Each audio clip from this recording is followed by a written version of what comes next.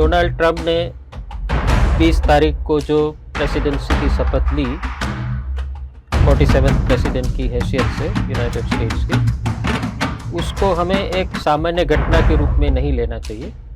पाकिस्तान के लिए शायद वो इतना उनका अच्छा अभिगम नहीं है ट्रंप का। उनकी पहली प्रेसिडेंसी में भी उन्होंने पाकिस्तान को काफ़ी सहायता कम कर दी थी। पाकिस्तान के लिए शायद वो इतना उनका अच्छा अभिगम नहीं है ट्रंप का। उनकी पहली प्रेसिडेंसी में भी उन्होंने पाकिस्तान को काफ़ी सहायता कम कर दी थी, क्योंकि सब लोग ऐसा ही सोचते हैं। तो कहीं ना कहीं हम असुरक्षा बढ़ाएंगे, हो सकता है कि कॉन्फ्लिक्ट्स भी बढ़ जाए, वायलेंट कॉन्फ्लिक्ट्स दुनिया में बढ़ जाए, और एक बार कॉन्फ्लिक्ट शुरू हो गई बड़ी तो उस पर नियंत्रण लाना लगभग असंभव है। नमस्कार, आप देख रहे हैं यूटीसी न्यूज। अमेरिका के नए राष्ट्रपति बन गए हैं डोनाल्ड ट्रंप।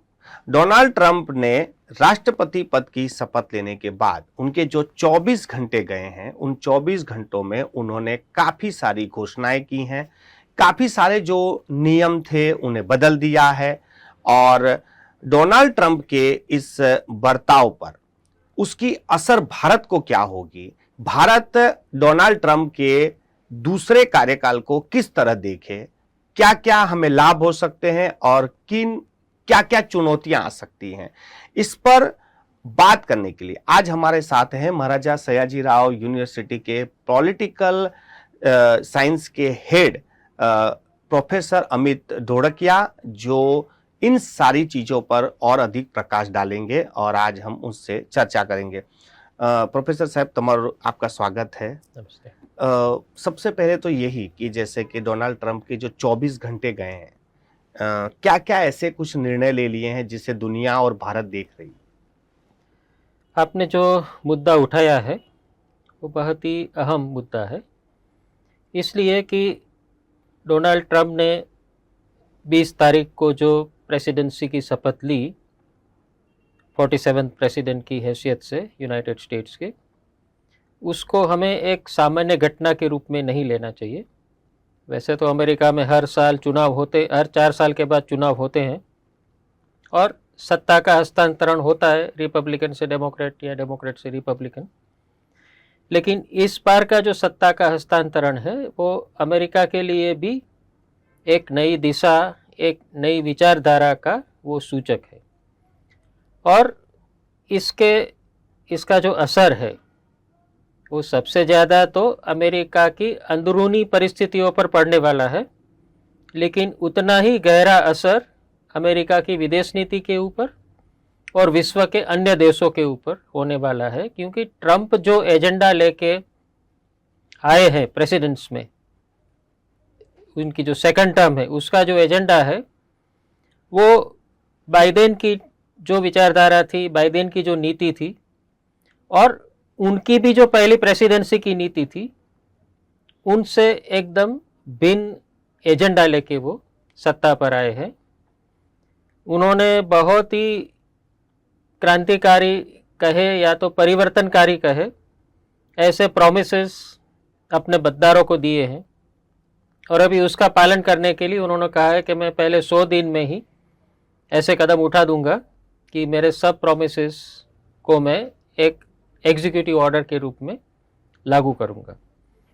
तो भारत को भी चिंतित होने की आवश्यकता है और इसके ऊपर गहरा विचार करने की ज़रूरत है कि आने वाले समय में किस तरह का परिवर्तन अमेरिका की नीतियों में आ सकता है जिसकी असर भारत पर हो। अभी पिछले 2 दिनों में देखा जाए तो भारत उनकी प्रथम प्रायोरिटी में नहीं है, और वो स्वाभाविक भी है कि उनकी जो प्रायोरिटी है विदेश नीति की, उसमें यूक्रेन युद्ध, रशिया, चाइना के प्रति किस तरह से अमेरिका अपनी क्षमता बढ़ाए, मेक्सिको, कनाडा, ग्रीनलैंड और कुछ हद तक इजराइल और गाज़ा का जो युद्ध है, ये है कि जो उनकी विदेश नीति की प्रायोरिटी रहेगी। भारत का मुद्दा, भारत के लिए क्या करना है, किस तरह की नीतियां बनाना है भारत के लिए, वो मुझे नहीं लगता है कि पहले 1-2 महीने में उनकी टेबल पर वो चर्चा के रूप में आएगा। लेकिन जो भी निर्णय पिछले 24 घंटों में उन्होंने लिए हैं, उसका जो सबसे अहम निर्णय है, और वो मुद्दा उनके लिए चुनाव का भी सबसे बड़ा मुद्दा था, वो है इलीगल इमिग्रेंट्स को अमेरिका से डिपोर्ट करने का।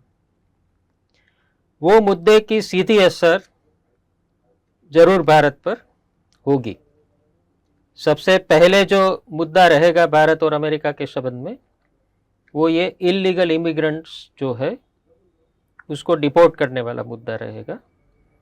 और एक एस्टिमेट के अनुसार 7 लाख से भी ज़्यादा भारतीय अभी जो अमेरिका में बस रहे हैं वो इलीगल है। और आने वाले महीनों में अगर जो ट्रंप ने प्रॉमिस किया है कि मैं कोने कोने से ऐसे लोगों को ढूंढ के उनके देश में वापस भेज दूंगा, तो ये 7 लाख भारतीय अगर अगले 6 महीने में, 1 साल में भारत वापस भेजे जाते हैं, तो उनके सुखरूप वापस लाने की भी जिम्मेदारी तो एक बात है, और वो शायद हमारी सरकार निभाएगी कि उनको कोई तकलीफ न हो, उनको डिटेन न किया जाए, या तो उनको किसी तरह से अमेरिका की सरकार के द्वारा परेशान न किया जाए। ये तो जिम्मेदारी शायद भारत की सरकार निभाएगी ही, लेकिन उसकी असर भारत की अंदरूनी समाज पर पड़ेगी। क्योंकि जो लोग वापस आएंगे, उनका रीसेटलमेंट, उनको एक ऑनरेबली अपने वापस अपने वतन में बसाना, ये भी एक बहुत बड़ी राजकीय चुनौती होगी। तो आने वाले समय में जो सबसे बड़ा मुद्दा रहेगा, मुझे लगता है ये इलीगल इमिग्रेंट्स का रहेगा। सर, दूसरी तरह से देखा जा रहा है कि जब डोनाल्ड ट्रंप ने पहला ही भाषण दिया शपथ के बाद, तो जानकार ये बता रहे हैं कि वो एक अमेरिका देश को नहीं, मगर किसी इंडिविजुअल संस्था को, जैसे कि वो उनके मालिक बन गए और जैसे चलाते, जैसे मेरा कोई कंपनी है और मुझे उसको कॉरपोरेट स्टाइल में। तो ये जो नीति अचानक से बदलाव आई और एलन मस्क जैसे लोग उनके सलाहकार भी बन गए, तो उससे भारत को क्या कुछ असर हो सकता है? नहीं, बड़ा असर होगा। क्योंकि वैसे भी अमेरिका में कोई भी सरकार हो, उनकी जो बिजनेस कम्युनिटी है, उनकी जो बड़े बड़े एमएनसीज है, जिनका बजट शायद कई देशों के बजट से भी बड़ा होता है, ये कंपनीज इतनी बड़ी है, और उन्हीं की जो प्रायोरिटीज़ है उनको ध्यान में रखते हुए अमेरिका अपने विदेश नीति के निर्णय लेता है। फिर भी पहले वाले जो प्रेसिडेंट्स थे वो कुछ ना कुछ हद तक कुछ मूल्यों को समर्पित थे कि नहीं, इसमें हमें कॉम्प्रोमाइज़ नहीं करना है।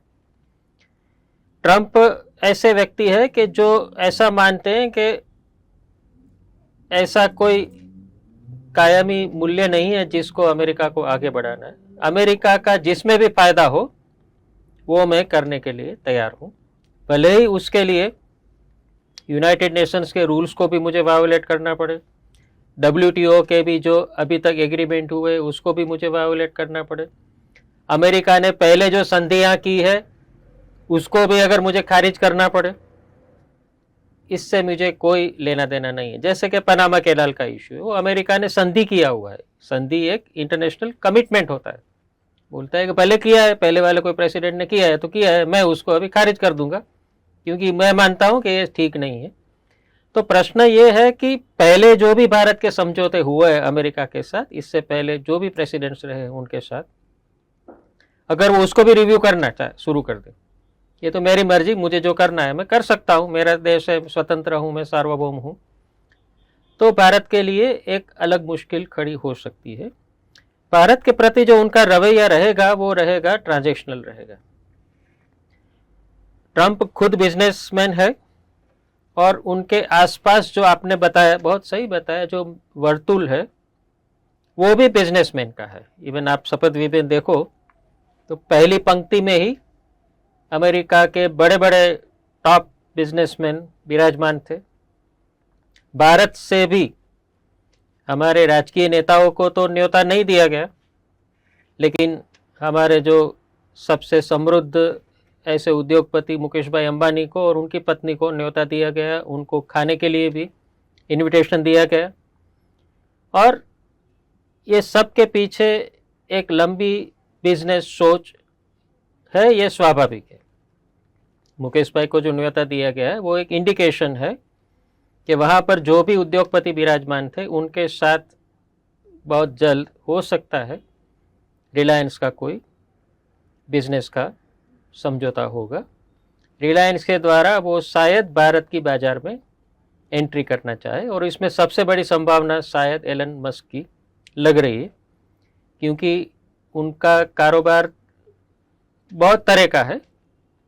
वो तो चांद और मार्स से लेके गाड़ियां बनाने से लेके इंटरनेट सभी में छाए हुए हैं, लेकिन इंटरनेट का भारत एक बहुत बड़ा मार्केट है, और हम जानते हैं कि जियो ने बहुत बड़ा मार्केट का हिस्सा भारत में कैप्चर किया हुआ है। हो सकता है कि रिलायंस और जियो के साथ समझौता करके एलन मस्क भारत की इंटरनेट की मार्केट में एंट्री करे। ये सिर्फ पैसे कमाने का बात नहीं है, एलन मस्क के पास तो पैसे कमाने के और भी बहुत जरिए हैं, लेकिन भारत की इंटरनेट की मार्केट पर कब्जा करके बहुत और तरह के आप अपने ऑब्जेक्टिव्स को साध सकते हैं, क्योंकि बहुत सारा डेटा, भारत की बस्ती विश्व की 20% पॉपुलेशन है।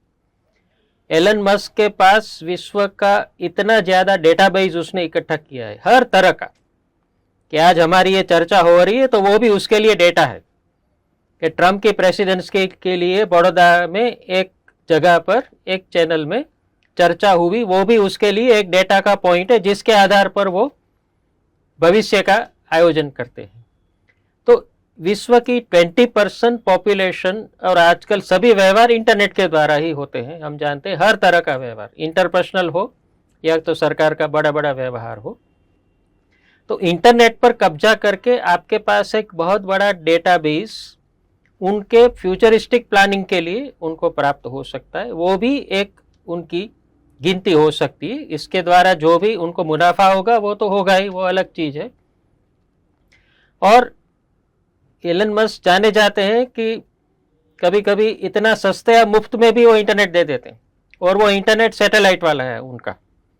तो ऐसा इंटरनेट है कि जो कभी भी वो बंद नहीं होगा, एयरप्लेन में भी आपको वो प्राप्त होगा, और वो विश्व का श्रेष्ठ इंटरनेट नेटवर्क माना जाता है, स्टारलिंक्स।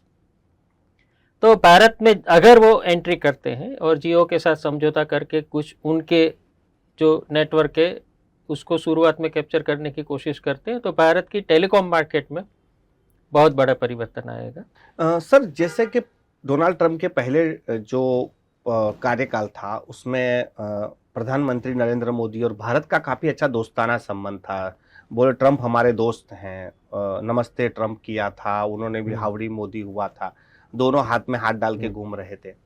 ये दूसरा कार्यकाल में कुछ बदलाव हो सकता है या फिर हमारे रिश्ते वैसे ही दोस्ताना रहेंगे? नहीं, मुझे नहीं लगता है कि जो पहली टर्म में, ट्रंप की जो पहली टर्म में जिस तरह का अभिगम देखा गया अमेरिका की ओर से, उसका फिर इस बार रिपीटिशन होगा, इसलिए कि ट्रंप बहुत ही अनप्रिडिक्टेबल व्यक्ति है। दूसरा, इस बार जो आए हैं वो एक अलग मानसिकता के साथ आए हैं। लास्ट टाइम तो उनका जो विनिंग मार्जिन था वो बहुत थिन था, और पॉपुलर वोट में तो वो पीछे ही थे, लेकिन इस बार उन्होंने जो मेजोरिटी पाई है वो अमेरिका की चुनावों की तुलना में भी बहुत बड़ी मेजोरिटी पाई है, और उनको लग रहा है कि मैं अभी एक ऐसा विजेता हूँ जो अमेरिका को एक अलग मुकाम पर ही मुझे ले जाना, ये मुझे भगवान ने भेजा है। ऐसा उन्होंने शपथ विधि में भी ऐसा कहा कि मैं आया ही इसलिए हूँ कि अमेरिका को अभी एक सुवर्ण युग में मैं ले जाऊँगा। तो उनकी जो मानसिकता है ये वो है कि मैं पुराना सब भूल जाऊँ, अभी मैं एक नए सिरे से अमेरिका को, मेकिंग अमेरिका ग्रेट अगेन, जो उनका स्लोगन है। तो भारत के प्रति मुझे लगता है कि 2-3 मुद्दे ऐसे हैं जिसमें ट्रंप की ओर से बहुत हार्ड बार्गेनिंग किया जाएगा। He is a hard bargainer. वो क्या है कि आप मुझे क्या दोगे, उसके हिसाब से मैं तय करूंगा कि मैं आपके लिए क्या करूंगा। और ट्रंप के साथ बार्गेनिंग में हम इक्वल बार्गेनिंग की पोजीशन में तो है नहीं, ये अमेरिका का पावर और हमारा पावर में बहुत आसमान ज़मीन का फ़र्क है। तो ऑब्वियसली जब ट्रंप हमसे बार्गेन करने बैठेंगे तो उसमें बहुत सारी ऐसी चीज़ है कि जो भारत को छोड़नी पड़ेगी, तो ही वो बोलेंगे कि मैं चालू जो सुविधा है वो उसको आगे भी ले जाऊंगा अगर आप मेरे लिए इतना इतना करोगे। वो बार्गेनिंग में सबसे बड़ा मुद्दा रहेगा चाइना का। ट्रंप के लिए जो सबसे बड़ा चुनौती है, और अमेरिका के लिए भी वो बड़ी चुनौती है, जो बाइडेन और उसके पहले से वो बार बार कहते आए हैं, वो है चाइना का बढ़ता प्रभुत्व। वो मिलिट्री क्षेत्र में भी बढ़ रहा है, इकोनॉमिक क्षेत्र में भी बढ़ रहा है, और अमेरिका के जो पुराने जो स्पीयर्स ऑफ इन्फ्लुएंस थे वहाँ पर भी चाइना अभी एंटर कर चुका है। और इंडो पैसिफिक और क्वाड जो रीजन है वहाँ पर अमेरिका चाहता है कि चाइना के खिलाफ एक किलेबंदी की जाए, एक मोर्चा खोला जाए, जिसमें भारत की भूमिका अहम है, क्योंकि हमारा लोकेशन जहाँ पर है वहाँ से हम ही है जो चाइना के खिलाफ अमेरिका को मदद कर सकते हैं। अब तक जो भारत का रवैया रहा है वो ये रहा है कि हम तो बीच में हैं, हम ना आपके खिलाफ है ना हम चाइना के भी खिलाफ है, हम तो अपने हित को ध्यान में रखते हुए काम करते हैं। और अभी तक अमेरिका की कहने की वजह से हमने चाइना को कहीं पर भी न क्रिटिसाइज किया है, न हमने कोई सीधे रूप से चाइना को एंटेगोनाइज किया है। ट्रंप चाहेगा कि नहीं अभी ये सब आप छोड़ दो, आपको अगर मेरी मदद चाहिए तो आपको खुल्लम खुला मेरे साथ आना पड़ेगा, चाइना के खिलाफ मेरी जो लड़ाई है उसमें आपको ज्वाइन होना पड़ेगा, अदरवाइज मैं आपको टैरिफ या किसी और तरह के से मैं आपको नुकसान करूंगा, क्योंकि तो मेरी मर्जी, मुझे तो कोई नुकसान है ही नहीं, आपको टैरिफ बढ़ाऊंगा, आपको ज़्यादा नुकसान है। तो इस तरह का एक तो बार्गेनिंग देखने को मिलेगा, और उसमें भारत को बहुत ही संभल कर ये बार्गेनिंग की और ये जो डिप्लोमेसी है उसमें ज्वाइन होना पड़ेगा। और मुझे लगता है कि हमें अपना जो स्वतंत्र अभिगम है, आप उसको नॉन अलाइनमेंट का हो, मल्टी अलाइनमेंट का हो, जो भी कहो, जो हमें अभी तक बनाए रखा है कि हम बड़े बड़े सत्ताओं की जो स्पर्धा है उसमें हम नहीं जुड़ेंगे, वो आपका प्रश्न है, हमें तो अपना ही अपने प्रदेश में अपने हित को संभालना है, वही अभिगम को हमें बरकरार रखना है। साथ साथ में जो थोड़ा बहुत कंसेशन देना है अमेरिका को हम दे सकते हैं, लेकिन भारत के हितों को कॉम्प्रोमाइज करके तो वो नहीं देना चाहिए। तो ये एक मुद्दा रहेगा जो चाइना का रहेगा। दूसरा मुद्दा है जो मैंने पहले भी जिसको रिफर किया है, वो है माइग्रेशन का। इलीगल माइग्रेंट्स को तो हमें वापस लाना ही पड़ेगा, साथ में जो नए लोग जाना चाहते हैं उनके ऊपर भी रोक आ जाएगी, क्योंकि ट्रंप ने बोला ही है कि H1B वीज़ा, ग्रीन कार्ड वगैरह में अभी भारतीयों के लिए आसान नहीं है, तो वहाँ पर भी एक बहुत बड़ी रोक आ जाएगी। अनलेस आप एकदम सुपर क्वालिफाइड हो तो ही अमेरिका आपको H1B वीज़ा देने के लिए तैयार होगा। बाकी simple BA, BCom, MBA engineering करके ऐसा ना सोचना कि आप वाशिंगटन, न्यूयॉर्क, शिकागो, टेक्सास में कहीं पर नौकरी पा लोगे, अभी वो समय नहीं है। इलीगल इमिग्रेंट्स में भी आधे से ऊपर तो गुजराती लोग हैं, तो गुजरात के लिए तो ये और भी बड़ी समस्या होगी कि अगर सच में इतने सारे लोग, लाखों की संख्या में इलीगल भारतीयों को वापस भेजा जाता है तो आधे उनमें से गुजराती, उसकी भी एक समस्या होगी। तीसरी समस्या जो उन्होंने ऑलरेडी एक डिसीजन ले लिया है कि बर्थ बेस्ड जो सिटीजनशिप है, जन्म आधारित नागरिकत्व है, उसको भी मैं ख़त्म करूँगा। अभी ये पूरा सुप्रीम कोर्ट और बहुत चलेगी वहाँ की कानूनी प्रक्रिया, लेकिन इसमें भी हजारों भारतीय है जिनके बच्चे वहाँ पर, जिनका बर्थ हुआ है, और उसके आधार पर उनके बच्चों को भी नागरिकता मिली है और उनको भी नागरिकता मिली है। अभी ट्रंप ने कह दिया कि ये सब मैं नहीं चलाऊंगा, अनलेस आपका एक पेरेंट या माता या पिता जन्म के समय अगर अमेरिका के नागरिक है तो ही मैं ये नागरिकता का स्वीकार करूंगा। आप टूरिस्ट वीज़ा पर आए, आप स्टूडेंट पर वीज़ा पर आए, या तो आप और कोई वीज़ा पर आके दूसरे देश के नागरिक को यहाँ पर रह के आपने बच्चा पैदा कर लिया और फिर बोल दिया कि अभी हम भी वहाँ के नागरिक और मेरा बच्चा भी वहाँ का नागरिक, तो उन्होंने कहा कि ये मैं समाप्त करूँगा, जिसकी असर हजारों भारतीयों के ऊपर होगी जो लीगल इमिग्रेंट्स है, फिर भी उनको नागरिकत्व शायद उनका वापस भी ले लिया जाए, या तो नया जो पाना चाहते हैं उनको वो मिलेगा नहीं, और नागरिकत्व नहीं मिलेगा तो उसकी बहुत सारी असर दूसरे अधिकारों पर पड़ेगी। तो ये भी एक मुद्दा रहेगा। और चौथा जो मुद्दा रहेगा वो है टैरिफ का। अभी तो भारत वो लिस्ट में नहीं है। मैक्सिको, कनाडा और चाइना, ये 3 देशों के खिलाफ ही उन्होंने एक थ्रेट किया है कि अगर आप सुधरे नहीं तो मैं आपके खिलाफ टैरिफ बढ़ा दूंगा। ब्रिक्स कंट्री के सामने तो उन्होंने कह दिया कि मैं तो 100% तक टैरिफ बढ़ा दूंगा, जिसमें भारत भी एक हिस्सा है। अभी ये सिर्फ धमकी है या तो वो सच में इसका अमल करेंगे, वो भविष्य ही बताएगा। लेकिन अगर टैरिफ के बारे में भी वो एक सख्त अभिगम अपनाते हैं तो स्वाभाविक है कि भारत की जो एक्सपोर्ट्स है यूनाइटेड स्टेट्स में, और वो बहुत बड़ी, United States is one of our largest trading partners, तो भारत की कंपनीज, भारत के बिजनेसेस पर भी बहुत बड़ा असर होगा अगर वो टैरिफ बढ़ा देते और भारत से जो निर्यात यहाँ से हो रही है उसको कम करने की कोशिश करते हैं, तो भी एक बहुत बड़ा आर्थिक असर होगा। सर, ये सारी बातें जो पिछले 24 घंटे 48 घंटे से हो रही हैं कि ट्रंप ने जो बड़ी बड़ी बातें की हैं कि नया अमेरिका बनाएंगे, अमेरिका फर्स्ट, ये सब बातें, कुछ लोग सर ये भी कह रहे हैं कि अमेरिका में बढ़ती महंगाई, बेरोजगारी को दबाने के लिए उसमें नाकामयाब अमेरिका एक राष्ट्रवाद की बात करके लोगों में एक जोश ला रहा है कि हम आपके बारे में सोच रहे हैं। ऐसा सर लग रहा है? ऐसा ही है। ट्रंप जो सोच रहे हैं, उनके जो प्रस्ताव है, आगे जो करने की उन्होंने घोषणाएं की है, आज के समय में, आज के विश्व में वो सबसे ज़्यादा खतरा तो अमेरिका के लिए पैदा करेगा। उनको लग रहा है कि मैं अमेरिका के दुश्मनों को परेशान करूंगा, ये सब करके उनको वीकन करूंगा, लेकिन मुझे लग रहा है कि ये सब का जो असर है सबसे पहले तो अमेरिका के ऊपर ही होगा और अमेरिका के जो साथी है उनके ऊपर होगा। अमेरिका का प्रश्न ये है कि उनके जो साथी रहे उनको भी उन्होंने परेशान करना शुरू कर दिया है ट्रंप ने।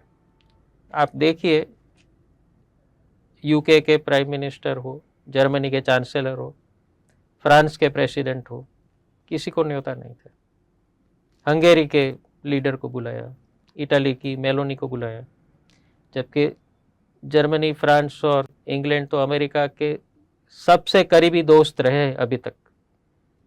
बल्कि उनके खिलाफ उन्होंने तो नहीं बोला है, लेकिन एलन मस्क ने तो ब्रिटिश सरकार के खिलाफ बहुत अनाप शनाप बोल दिया और स्टारमर नाराज भी हो गए। उन्होंने भी बहुत कुछ सुना दिया अमेरिका और एलन मस्क को, और साथ में उन्होंने कहा है कि मैं नेटो देशों को भी अभी बजट नहीं दूंगा, आप अपनी सुरक्षा के लिए अपना ही पैसा यूज करो, मैं क्यों आप लोगों को अमेरिका का पैसा दूं। यूक्रेन को भी बोल दिया है कि अभी भूल जाओ, पैसा नहीं मिलेगा, आपको जो होना है हो, मैं तो अमेरिका के लिए हूँ। लेकिन इससे क्या होगा कि विश्व राजनीति में बहुत सारा ऊपर नीचे हो जाएगा और अमेरिका का जो व्याप है वो छोटा हो जाएगा, अमेरिका का जो पावर है वो छोटा हो जाएगा, और ये कंट्रीज में चाइना घुसने की कोशिश करेगा। ऑब्वियसली वैक्यूम तो रहता नहीं है। अमेरिका अगर विड्रॉ करेगा तो चाइना बोलेगा कि कोई बात नहीं, हमें ना आपसे व्यापार करेंगे। यूरोपियन यूनियन के साथ भी चाइना का व्यापार बढ़ रहा है, मिडिल ईस्ट के साथ भी चाइना का व्यापार बढ़ रहा है और भारत के साथ भी बढ़ रहा है। तो कहीं ऐसा ना हो कि ट्रंप के ये जो आपने कहा ना, सो कॉल्ड जो वो बोलते हैं कि राष्ट्रवाद, अमेरिका फर्स्ट, सिर्फ अमेरिका का खरीदना है, दूसरे लोगों के लिए मुझे कुछ पड़ी नहीं है, इससे होगा ये कि अमेरिका के साथी कम हो सकते हैं और अमेरिका के अर्थतंत्र को भी इसका नुकसान इसलिए होगा कि आप टैरिफ बढ़ाओगे, आप कहोगे कि मैं दूसरे का माल नहीं खरीदूंगा, तो हम भी कहेंगे कि हम आपका माल नहीं खरीदेंगे, तो स्वाभाविक है, दूसरे कंट्री भी रिटेलिएट करेंगे। और ब्रिक्स कंट्री में तो दुनिया का लगभग 60-70% मार्केट तो ब्रिक्स कंट्री के पास है। आप बोल रहे हो कि ब्रिक्स के खिलाफ हम 100% टैरिफ कर देंगे, तो दुनिया का इतना बड़ा मार्केट अमेरिकन कंपनी खो देगी। भारत, चाइना सब मिला के जो इतने बड़ा मार्केट है सब खो देगी। फिर हम क्यों उनका खरीदे? अगर आप हमारा नहीं खरीदे तो हम भी बढ़ा देते हैं, जाओ हम तो 200% कर देंगे अपना टैरिफ। तो नुकसान किसको होगा? अल्टीमेटली अमेरिकन कंपनीज को ही होगा। और अमेरिका बाहर से क्यों खरीद रहा है? क्योंकि वो माल सस्ता है। तो अगर आप बोलते कि बाहर से नहीं खरीदना है, यानी अंदर जो मैन्युफैक्चर हो रहा महंगा माल अमेरिका की प्रजा को खरीदना पड़ेगा, उनकी कंपनीज को भी वो रॉ मटेरियल्स अंदर से ही खरीदने पड़ेंगे, जिसका असर होगा इन्फ्लेशन के ऊपर, महंगाई बढ़ जाएगी अमेरिका में। तो बहुत सारे इसके सूचितार्थ है जो शायद ट्रंप समझते हैं, लेकिन अभी क्या है कि वो प्रजा को एक खुश करने की उसमें है, जो हर पॉलिटिशियन करता है कि मैं चांद दिखाने की कोशिश में है कि मैं अमेरिका को यहाँ ले जाऊंगा वहाँ ले जाऊंगा, जो इतना आसान नहीं है। अभी हम इंटरकनेक्टेड वर्ल्ड में जीते हैं, तो इस तरह की अभिगम से, इस तरह की नीतियों से सबका नुकसान ही है। वो खुद भी शायद बहुत जल्द समझ जाएंगे, मुझे लगता है कि जो बोल रहा है वो उसका अमल करना आसान नहीं है। सर, अमेरिका की बात करें तो दुनिया में कहीं भी कुछ होता है तो अमेरिका दखल देता है या अपनी बात रखता है। जैसे भारत की बात है तो भारत के दो पड़ोसी देश है, पहले तो पाकिस्तान था, बांग्लादेश में भी हमारे थोड़े नाजुक रिश्ते हो गए। तो इन दोनों में यदि कल उठ के बांग्लादेश के साथ भी हमारा कुछ घर्षण हो जाता है तो उसमें अमेरिका कहाँ स्टैंड करेगा? या फिर डोनाल्ड ट्रंप ने कहा है अपने पहले भाषण में कि हम किसी लड़ाई में अब नहीं आएंगे। नहीं, ये बात सही है कि भारत को उस अर्थ में फ़ायदा होगा क्योंकि बांग्लादेश में मोहम्मद यूनिस की जो सरकार बनी, हसीना वाजेद को हटाया गया, वो सब के पीछे बाइडेन एडमिनिस्ट्रेशन जिम्मेवार था। उनको हसीना वाजेद पसंद नहीं थी, उनको लगा कि बांग्लादेश में लोकतंत्र, मानवाधिकार सभी का हनन हो रहा है और मोहम्मद यूनिस पहले से ही डेमोक्रेटिक पार्टी, क्लिंटन वगैरह के चहीते रहे हैं। ट्रंप ने खुली तरह से अपने कैंपेन में भी कहा कि बाइडेन ने जो बहुत सारी गलतियां की उसमें एक गलती ये थी कि बांग्लादेश में उन्होंने सत्ता परिवर्तन करवाया और ये अमेरिका के हित के खिलाफ जाएगा, क्योंकि अभी पाकिस्तान और आईएसआई, बांग्लादेश की जो जमात इस्लामी पार्टी है, उनसे ही सब कुछ अंदर करवा रहे हैं। तो हसीना वाजेद को हटा के अमेरिका को क्या फ़ायदा हुआ वो किसी को समझ में नहीं आ रहा है। सबसे बड़ा फ़ायदा तो हुआ है पाकिस्तान को और फंडामेंटलिस्ट ग्रुप्स को बांग्लादेश में। और ट्रंप ये बात समझ गए हैं कि बांग्लादेश में अगर फंडामेंटलिज्म बढ़ा तो अमेरिका के खिलाफ भी वो इतना ही खतरा है जितना भारत के खिलाफ और दक्षिण एशिया के खिलाफ। तो एक फ़ायदा हमें ये हो सकता है कि बांग्लादेश में अगले 2-3 महीनों में हम सत्ता परिवर्तन देखें। ट्रंप अपने ही कोई चहीते व्यक्ति को वहाँ पर वापस सत्तारूढ़ करने की कोशिश करेंगे। मुश्किल काम इसलिए है कि अभी हसीना वाजेद वापस जा नहीं सकती है बांग्लादेश में, क्योंकि जाएगी तो उन पर सीधा ही जानलेवा हमला हो सकता है। आवामी लीग को भी वो सीधे सीधा हसीना वाजेद के अलावा कोई नेता नहीं है जिनको वो वहाँ बना सकते हैं। तो अमेरिका को पहले एक ऐसी पार्टी, ऐसा नेता ढूंढना पड़ेगा जो भारत के तरफ ही भी हो और अमेरिका के तरफ ही भी हो, तब वो सत्ता परिवर्तन वापस लाने की कोशिश करेगा। पाकिस्तान के लिए शायद वो इतना उनका अच्छा अभिगम नहीं है ट्रंप का। उनकी पहली प्रेसिडेंसी में भी उन्होंने पाकिस्तान को काफ़ी सहायता कम कर दी थी। तो अभी भी मुझे लगता है उनका वही रवैया रहेगा, क्योंकि पाकिस्तान टेररिज्म को सपोर्ट करता है। वो अपना आर्थिक रूप से या लश्करी रूप से जो सहाय है पाकिस्तान को, वो कम कर देंगे, जो भारत को इनडायरेक्टली फ़ायदा होगा इसका। सर, आखिरी सवाल है कि जैसे आप पढ़ाते हैं बच्चे को पॉलिटिकल साइंस में, जो विदेश नीति, तो जिस तरह की पिछले दिनों में जो विदेश नीति देखी जा रही है, अलग अलग देशों के अलग अलग जो बड़े लोग हैं, राष्ट्रपति, प्रधानमंत्री, वो एक अलग रवैया अपना रहे हैं। अलग वो नियम कानून को छोड़कर अपना देश पहले, मैं पहले। तो इससे कुछ तकलीफें आ रही हैं या आ सकती हैं, क्योंकि सब इंडिविजुअल चल रहे हैं। जैसे चीन अपना है, रसिया अलग बोल रहा है, अमेरिका अलग बोल रहा है, सब अपने अपने बोल। इससे कुछ हो सकता है कि नहीं? मुझे चिंता हो रही इससे, इसलिए कि कोल्ड वॉर चल रही थी तब बहुत सारी असुरक्षा विश्व में थी।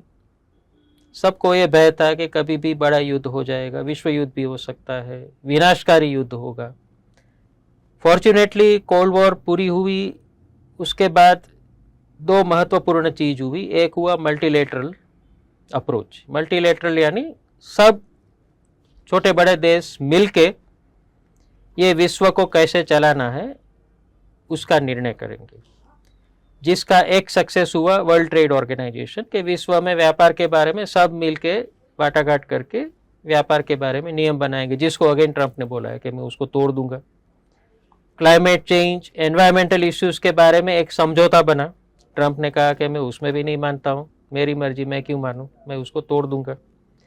यूनाइटेड नेशंस और उनकी एजेंसीज को भी, भले वो मैं नहीं कहता हूं कि पूरे रूप से सफल है, लेकिन फिर भी उनका ठीक ठीक सक्रियता देखा गया। ट्रंप बोल रहा है कि हम क्यों इन लोगों को पैसा दें, हम क्यों बजट दें, हमारा इसमें क्या फ़ायदा है, WHO से वो विड्रॉ हो रहे हैं। तो प्रश्न ये है कि जो ग्लोबल गवर्नेंस मल्टीलेटरलिज्म का एक पूरा फ्रेमवर्क पिछले 30-35 साल में बनाया गया, जिससे क्या हो रहा था कि विश्व के सब देश को लग रहा था कि हमारी बात कहीं ना कहीं ये निर्णय प्रक्रिया में आ रही है।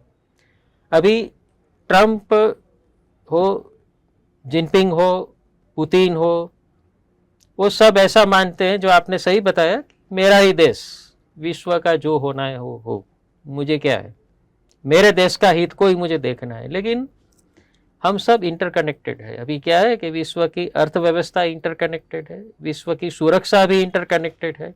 यूक्रेन में कुछ होता है तो भारत ऐसा नहीं कह सकता है कि मेरा क्या, हमें भी असर होने वाला है।